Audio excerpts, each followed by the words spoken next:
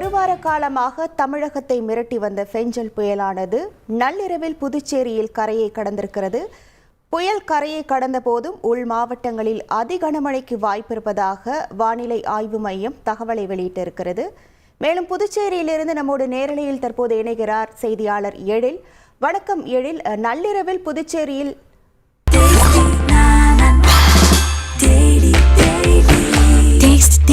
Taste the Daily.